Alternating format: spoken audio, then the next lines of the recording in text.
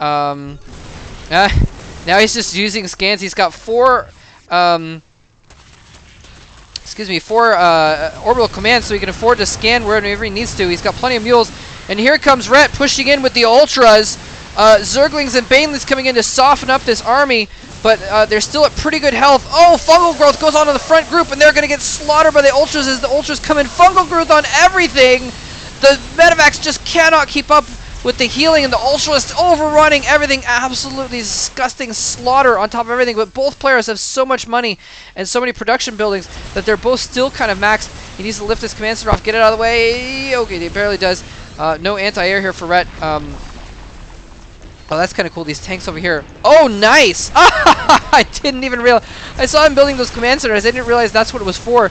Defensive planetary fortresses just chilling in the main thoroughfares of this map. I'm not exactly sure what Morrow's plan is by just doing this contain, this half map contain. Maybe he figures that Rhett can mine out his half of the map faster, and so Morrow will be able to, you know, survive longer in a sense off less minerals and starve him out. Basically, we'll just say, all right, well, I've got my half the map, so I know he can't starve me out before I starve him out, and just do it that way.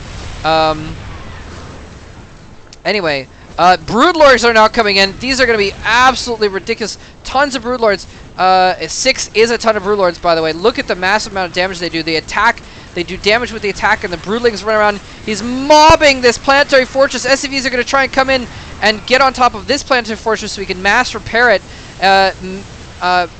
Bio Army coming in here to try and reinforce as well, but he doesn't really have anything for these Broodlords. He lost his 2 Vikings. His Bio Army is going to have to fall back and just try and fight off these Broodlings at this point. Massive, massive damage going on here, and Broodling making a mistake of going with him into the turret, but the Broodling's doing so much damage to that turret anyways. Wow, here comes some medics, Marines trying to come in here, just trying to target these. Finally a Viking comes in, but there's 3 Corruptors in the mix. Oh, those Corruptors could do tons of damage to all these air units very, very quickly, and Rhett is just throwing the book at Morrow. He's just throwing all kinds of stuff, huge, massive amounts of units. Ultralisks, Broodlords, Corruptors, everything going on in this game now. And really, I think Morrow's gonna have to be on the defensive. He's morphed this planetary fortress at this high yield, but and it's fighting off these Broodlings. But he's got to fight. He's got to kill these Broodlings off. And here's more Ultralisks coming in. Red has so much money, it's ridiculous. He's got, look at this. He's not even mining his high yield. He's got so many bases mining right now that he just has so much income, and he has so much money built up regardless that he can just do whatever he wants. This planetary fortress might go down to the power of these Broodlords. Corruptor coming in to try and fight off this Viking. Look at this Viking taking massive amounts. Well, not too much damage actually. The Ultralists come in and finish that off. Morrow is really on the defensive here. He is struggling to try and produce as many units as possible out of all these buildings, but he doesn't really have.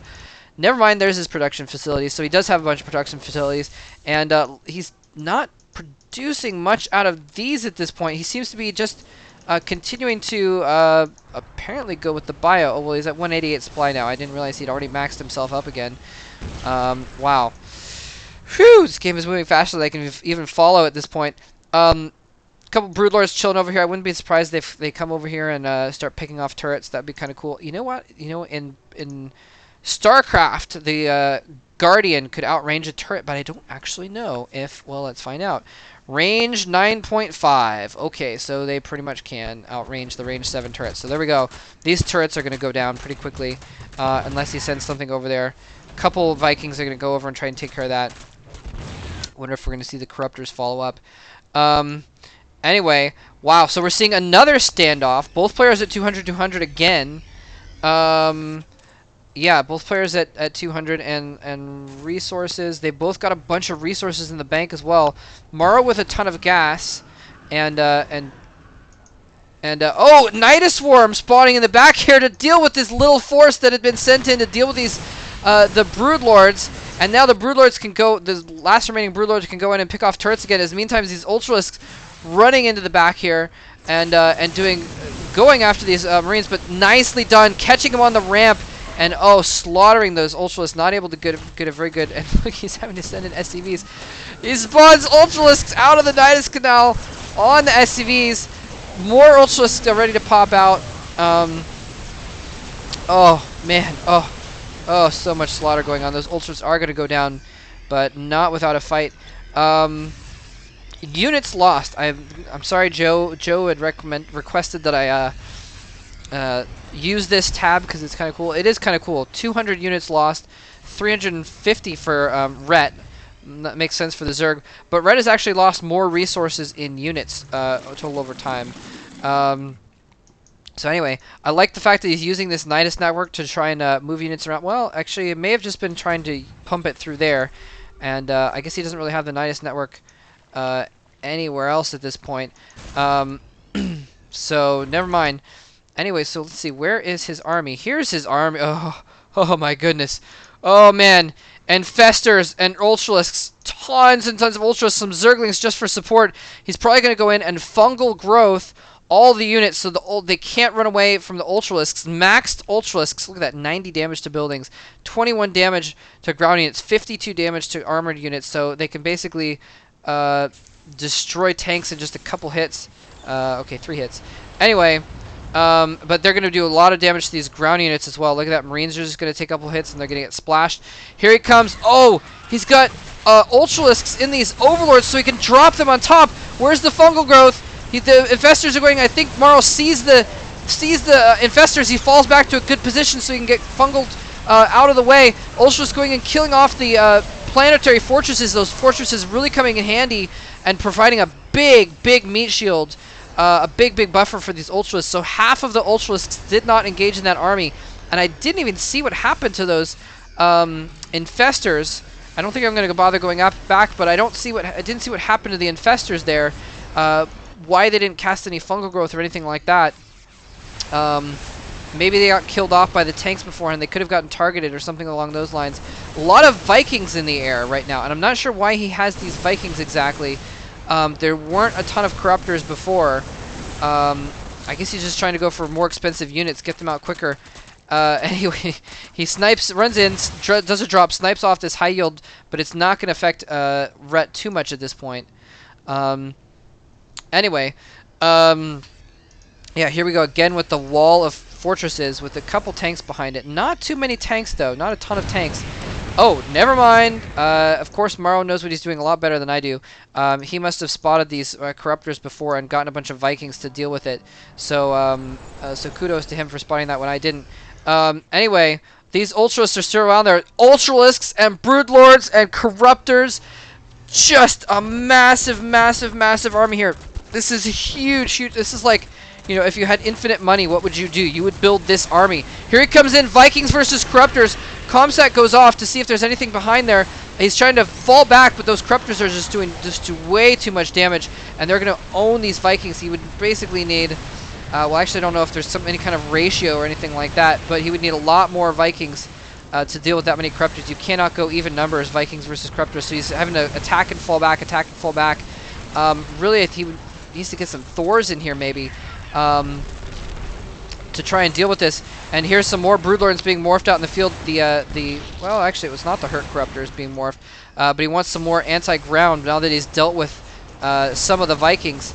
Anyway, here come the Ultralisks and the Broodlords going in. The Marines trying to target the Corruptors, it looks like, and having to fall back to some Marauders and other heavy damage-dealing units to try and deal with these Ultralisks. I like how the Ultralisks' legs were on fire as they were like running away from the tank fire.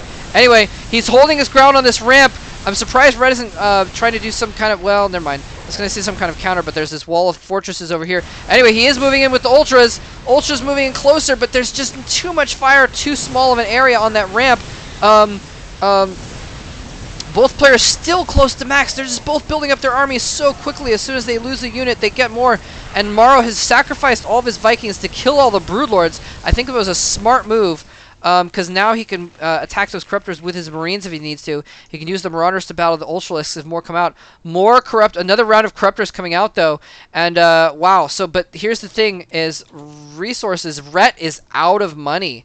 He is out of money right now. He's still mining. So he's not completely out of money in that sense. But he doesn't have the big stash that he had before. He burnt the stash on that big army of Ultras and Corruptors and Broodlords, and now he doesn't have quite as much, so he's had to switch to more low-tech units, and so he's going for massive amounts of Zerglings, a little bit cheaper Massive amount of Vikings have been built up. He must have seen that those corruptors were being made. He's trying to out-air Rhett right now, getting massive Vikings. Look at this. 16, 20 Vikings in the air.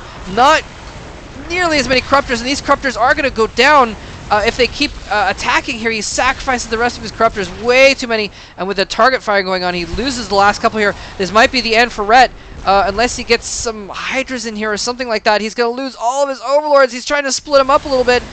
Sends in a couple Overlords, I think, to bait so he can run the rest of them away to a different location. He needs to get something in the air. What can he build that can deal with these Vikings? It doesn't even matter. Here come the Marauders on the ground. Where did the Ultralisks go? Ultralisks may have been killed when I wasn't even watching because they only had a couple there. Vikings slaughtering Overlords. This Queen is doing its best to try and kill that. But I think Morrow may have just taken the game in the last 2 minutes. Look, Rhett has lost so many Overlords. He's supply capped. He can't build up to 200 again. Here's some more Ultralisks running around. But again, just a few, and this massive Marauder army is just going to be too much. So he's got basically this Viking Marauder army. The Vikings taking out everything in the air. The Marauders taking out everything in the ground and being very effective at that. Wow, and I really, I'm thinking about maybe going back now and checking out that fungal growth, because things would be a little bit different if Rhett had done more damage with that big Hive Tech attack. But, wow, man, this has just been insane. Ultralisks and massive Vikings. All we need is some BCs. Come on, show me BCs. No BCs. Anyway, yeah, I'm really not sure what Rhett is going to do about these Vikings at this point. Okay, here we go. Banelings morphing. That's something else that he probably could have used a little bit more of earlier, especially against that massive ground army. The Banelings maybe could have taken out the planetary fortress early on. I mean, it made more sense to have a large mech. Oh, that's kind of interesting. They don't burn down when they're in construction, apparently. He had that large Hive Tech army is what I meant. Isn't that disgusting? Look at the infestors kind of leave a trail behind them in the creep. Whoa, whoa, whoa, whoa, whoa, whoa. What's going on, mouse? Come back here. Sorry about that. My mouse goes crazy sometimes. Anyway, yeah, I'm not sure what what Rhett can do at this point.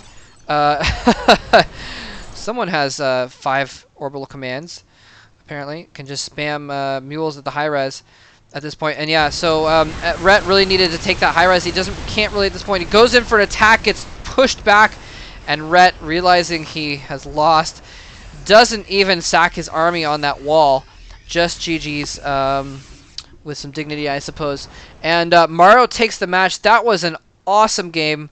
Wow, I hope you guys enjoyed that as much as I did. That was really cool to see. We got to see all kinds of stuff in that game. Ultralisks and mass Corruptors, mass Broodlords, mass Vikings, planetary fortress walls, and so Morrow's little tactic of just dividing the map in half and starving Rhett out and playing defensively really did end up working, actually. Yeah, so GG to Morrow, great game. GG to Rhett as well, also played an excellent game, and hope you guys enjoyed it. Thanks for watching.